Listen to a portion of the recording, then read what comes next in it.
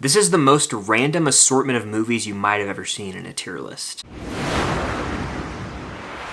What's going on, guys? I'm Chris and welcome back to another videos. Today I'm doing a tier list ranking of all the movies I watched for the first time in 2023, not including 2023 releases. These are just films that I had on my watch list or randomly decided to watch over the course of 2023 that I had not seen prior to watching them. And like I said up front, this is a really random list, so it's gonna be fun to put these into different tiers. Before I get into this, be sure to hit that like button, comment down below your favorite first time watches from 2023, and be sure to subscribe and hit that notification bell to help me reach my goal of 100,000 subscribers here on the channel. It will mean a lot. And of course, go show some love to the Unusual Couple podcast with myself and my girlfriend Cam. She's responsible for showing me a good bit of these movies, so if you want to see us discuss movies, shows, and more over there, be sure to go check it out. But without further ado, let's dive into this wild, random tier list. Alright, so the tiers I have are top 5, really good, solid, meh, and bad. Now I'm excluding any of the Walt Disney Animation Studios films that I watched because I'm saving my thoughts on those for a massive Disney ranking coming sometime next year. Currently working my way through every Walt Disney Animated Studios film and didn't want to rehash my thoughts on like half of those later on, so I just excluded them from this. If you want to see my immediate thoughts on those before the Disney ranking, you can follow me on Letterboxd at Filmstock for my reviews over there. Alright, so kickstarting this list is Rambo First Blood Part 2, the second Rambo film. I watched all the Rambo films for the first time, so I'll talk about them all here. I actually had a bit of a Stallone kick randomly in like March for some reason, so I watched like 10 of his movies for the first time. I thought this one was solid. Definitely a step down from the first Rambo, but solid enough. You've got Martin Kove actually in this film, who plays John Kreese in The Karate Kid and Cobra Kai, so that was cool. We're going to Vietnam here. It's full-on action, in fact, non-stop action at times, so I'm not going to turn that down, but it's not as clever of a film or as emotionally deep as the first film. Moving on, we've got The Holiday. I watched this only a few weeks ago in preparation for Christmas. This is a holiday film, as the title would insinuate, and it's about two romances, one between Jude Law and Cameron Diaz, one between Jack Black and Kate Winslet, and Jude Law steals the show here. My God, is that man attractive in this film and just oozes charm. I was falling for him watching this thing. The movie is 2 hours and 20 minutes, however, which is kind of ridiculous for a romantic comedy of sorts. It can play out like your conventional rom-com at times, but I enjoyed my time. I'd say it's a solid watch over Rambo First Blood Part 2. Like, I'd watch this again around the holiday season if I was in the mood for a rom-com. Next, we've got Insidious. This movie rules. Shout out James Wan for directing it. This is a movie that I was afraid to watch growing up because my friends built it up to be the scariest thing ever, and I was afraid of horror films growing up, if you didn't know that about me.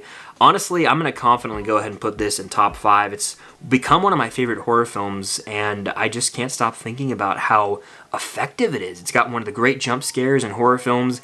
The end of the movie is terrifying, and it never lets up on this sense of terror from beginning to end. James Wan really creates a horrifying atmosphere here, and we're going to talk about him a lot more in this video. Moving on, though, we've got The Banshees of Inisherin. This was a Oscar-nominated film. Came out in 2022, but I didn't watch it until 2023, so technically made the cut for this list. This is a hot take, but I'm putting it in the meh tier. Just didn't do it for me. I get it, you know, the performances are great and I understand what it's going for. Just wasn't my cup of tea whenever I watched it for whatever reason. I think the movie's fine. Thought it was a little overrated and anticlimactic, just not my jam. Next we've got How to Lose a Guy in 10 Days, which my girlfriend showed me on our anniversary. McConaughey, charming as ever, and you've got Kate Winslet here as well, and their chemistry is awesome. The concept in this movie is pretty unique and at times can lend itself to some situations where you're just frustrated as a viewer because you wish these two would just talk their problems out and realize what was going on behind the scenes, but it is one of those sort of classic rom-com films that everyone should watch once. I'm putting this in the solid tier right behind The Holiday. You know what, as I sit here talking about this, I'm actually going to move How to Lose a Guy in 10 Days over it. McConaughey just does it for me a little bit more, plus you've got the scene of him at the Knicks game, and I think there's a few more memorable scenes. And it is only like an hour and 56 minutes, so it's much shorter than The Holiday if I'm comparing the two rom-coms. It is one of those must-watch rom-com films, and while it's not the best thing I've ever seen, it's a solid watch. Next we've got Jeepers Creepers. Where'd you get them peepers? Justin Long in this movie was infuriating. Like, some of the decisions he made were just so stupid, and one of the main issues I have with this movie is how the whole plot happens because of the stupidity of characters, but that's kind of just a lot of horror films once you sit back and think about it. The Creeper is a unique creature. The movie's cheesy for sure, but that final shot won't escape my mind anytime soon. This is a solid watch. I wish I liked it more than I did, but it was a solid enough time. I'd put it at the back of solid though, just because I'd watched those films above it over Jeepers Creepers, and I don't know if I'll ever venture into the rest of the Jeepers Creepers films, but I'm not mad I watched it. It is one of those films that I'm like, okay, yeah, I'm glad I checked it off the watch list for spooky season. Next, we've got The Princess Diaries 2. This one stars Chris Pine, and I had watched parts of both the Princess Diaries films growing up, but I kind of marked them as first-time watches this year because I gave them my full attention, you know, and actually watched them. And we're gonna have a lot of solid films here because that's where this is going. I'd put it at the back of solid. I don't adore the Princess Diaries films, but they're harmless fun, and it's great to see Anne Hathaway and Julie Andrews on screen together. Shout out John Rhys Davies, also, who plays Sala in Indiana Jones and Gimli in Lord of the Rings. He's in this film. Next, we got Pitch Perfect 3, my least favorite. I'm gonna put it in mad. It's my least favorite of the Pitch Perfect movies. Now, it's not bad, but it does get a little too ridiculous. There's like some action scenes, and it's like the least Pitch Perfect of the three movies to me, if that makes sense. It's got the least memorable musical numbers, and the main plot's the weakest by far, but it's not a bad watch. Then we've got Rambo 3, another mad watch. I'd put this right about here, probably. One of my least favorite Rambo movies, to be honest with you guys. Surprisingly lackluster when compared to the first two, if we're talking action scenes. Sure, it has its moments to shine, but it's very forgettable. Then we've got Insidious 3. This is straight up bad from what I recall. In fact, Insidious is such a bizarre franchise because James Wan comes in and directs the first two, and then immediately after he leaves, the franchise dips in quality. He does that in another horror franchise I'm going to talk about later as well. This was by far the worst to me. I remember the only saving grace being when we get to see Lee Whannell's character and his little companion, but I felt nothing for this new group of characters that got introduced. It didn't focus on the Lambert family, so it just felt like some sort of spin-off within Insidious as opposed to an actual third movie. Expendables 2 is a bad movie. I'm going to put it over Insidious 3, but Expendables 1 is really the only watchable one. I don't even remember much about 2, except for the fact that there's like a final act showdown with some of the choppiest editing I might have ever seen.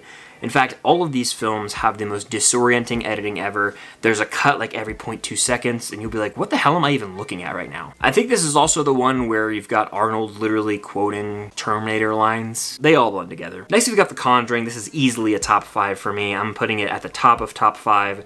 This has become one of my favorite horror films, and that's because of James Wan, the man in the director's chair. He just knows how to create a sense of terror and dread out the gate, and this film establishes a family early on in their dynamics before an initial possession happens, and then Ed and Lorraine Warren come in as the paranormal investigators trying to get to the bottom of it. This movie's truly horrifying at times with some bone-chilling jump scares, but also it has some line deliveries near the end that give me the chills. Patrick Wilson is the standout here in terms of performances, but the fact that this movie is supposedly based on a true story keeps me up at night. It's very eerie stuff. Rambo Last Blood is the worst Rambo film and one of the worst movies I watched this year, period. It's going at the back of bad.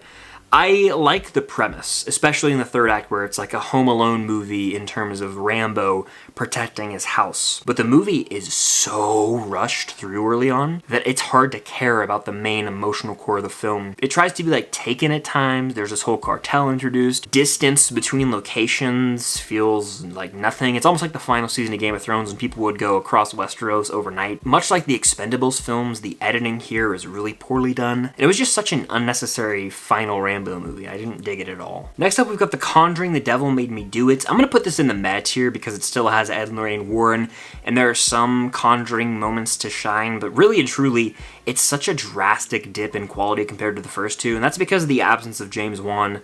The man just is magical when it comes to directing horror films, and when he leaves the franchise, they decide to make really crappy movies, and that's kind of the case here.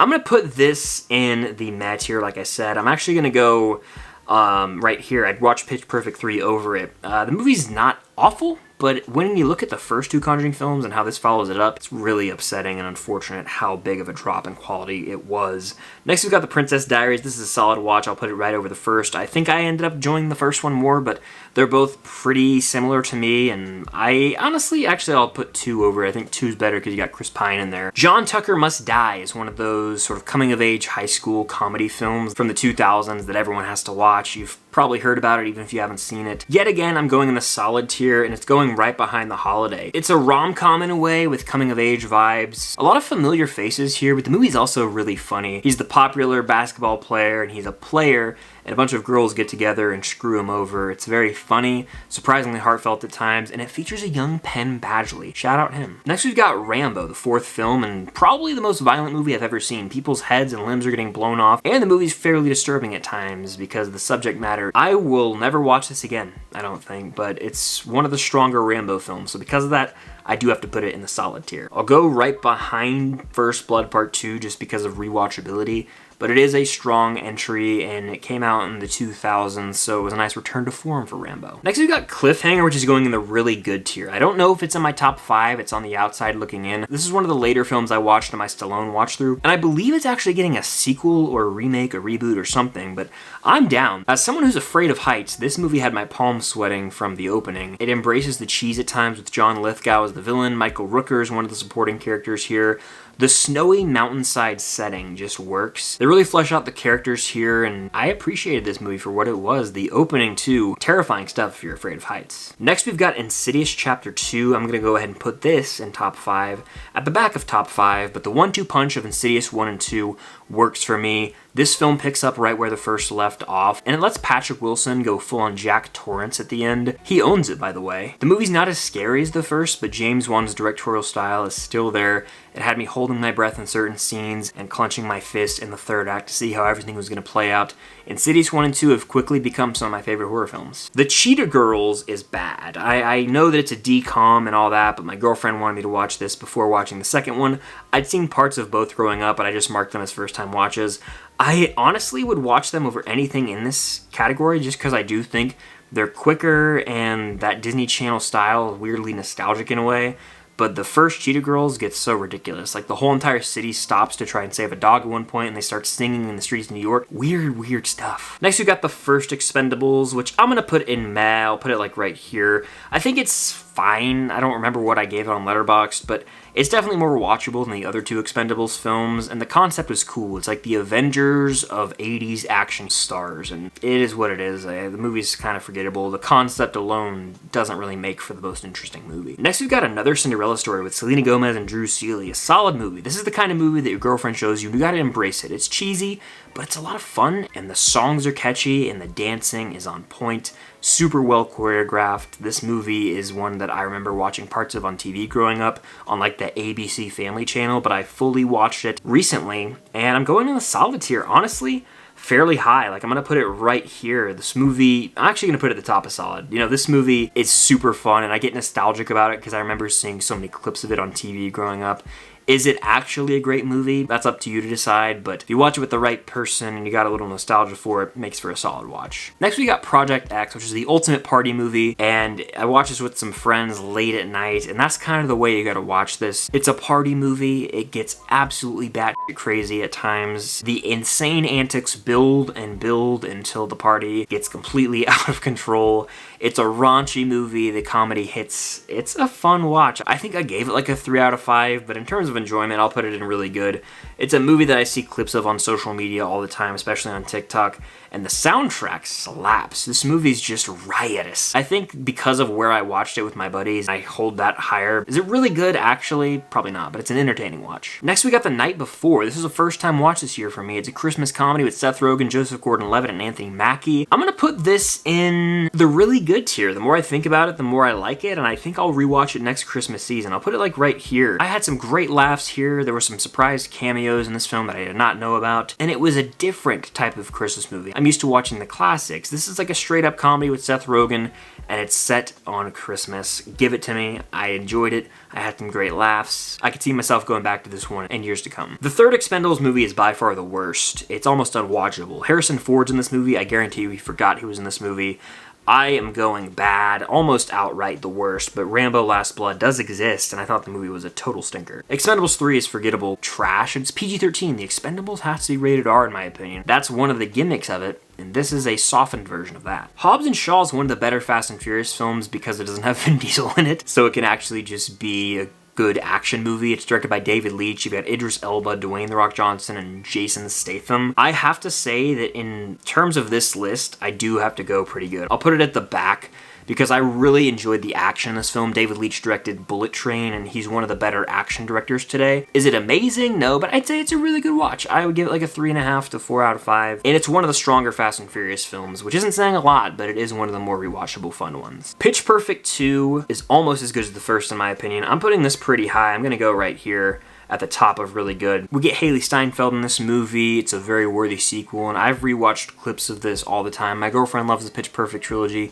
and this is one that I feel like is on a ton, so I'm very familiar with it. It's a really good watch and a worthy sequel. The Cheetah Girls 2 is way better than the first Cheetah Girls. I'm gonna put this in solid, right behind the Princess Diaries films. These are all pretty comparable. The Cheetah Girls 2 is set in Spain. You got a beautiful setting, the music is some of the best, and Kenny Ortega directs it, our High School Musical king. First Blood, aka the first Rambo film, is next, and I think this might be one of my favorite films on this list. In fact, I'm gonna put it right here at number 3. I think these are slightly better, but First Blood is arguably the best film I've watched this year for the first time watch series. It launched the whole Rambo series, but it is actually a serious drama about a veteran who comes home. Of course, it's got that wild action, but it does have those deep moments where we see Rambo pushed to the edge mentally in the third act. It's a very well-directed movie, a well-written movie. It's got those iconic action moments out in the woods, of course, but it's a lot deeper than the other Rambo films, and Stallone crushes it in the lead role. The Conjuring Part 2 is going to round out the top 5 of this video. I'm going to put it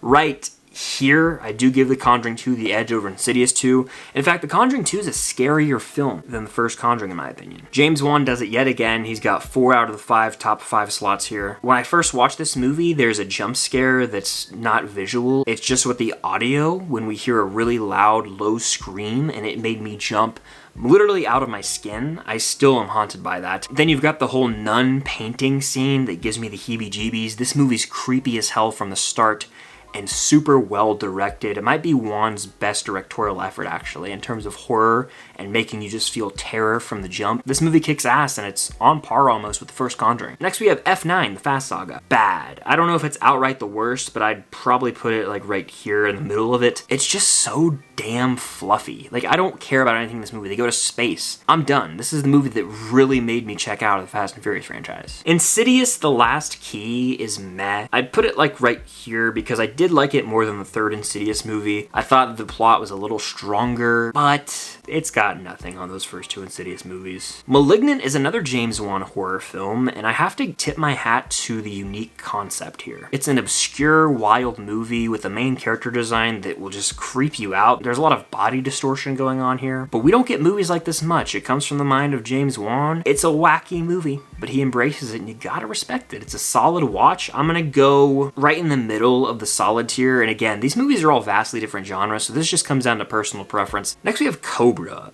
This is almost a bad movie to me. I'm gonna put it like here. I think it's worse than Rambo 3 and damn near in the bad tier. The main villainous presence isn't really explored enough. It's just kind of shown in weird montages and you're like, oh, those are weird people, but we don't know them by name or their real motives. It's a bizarre watch. And rounding out this list, we've got A Cinderella Story with Chad Michael Murray and Hilary Duff. Much like another Cinderella story, it's the Cinderella story we all know, just you plug in some characters into a different setting with different side characters, but they're all the same trope. It's a story we've seen a million times. That being said, it's a very solid, enjoyable watch. And much like a lot of the other films in Solid, it's one my girlfriend showed me that I enjoy. Is it cheesy? Absolutely. I'll put it like right here. I think that another Cinderella story, actually, I'm going to drop back to here. That feels a little more appropriate. But all those rom-com sort of chick flick movies in the Solid tier are enjoyable watches and they're really lighthearted. Something you could watch like late at night to unwind and relax. And both those Cinderella story movies qualify as that. They're solid. But that's just my tier list ranking of all my first time watches from 2023. Again, I watched a lot more 2023 films and TV shows, so this was a weird list. I went from Stallone to some Fast and Furious movies to Pitch Perfect to DCOMs. It was all over the place, but that's kind of the fun of not really having a set in stone watch list and just watching things as they come to you. But let me know down below your favorite first time watches from 2023 that didn't come out in 2023, and be sure to hit that like button, subscribe and hit that notification bell to help me reach my goal of 100,000 subscribers here on the channel. It would mean a lot. But that's going to do it. Thank you guys as always for watching, and until next time, I'll see you guys later.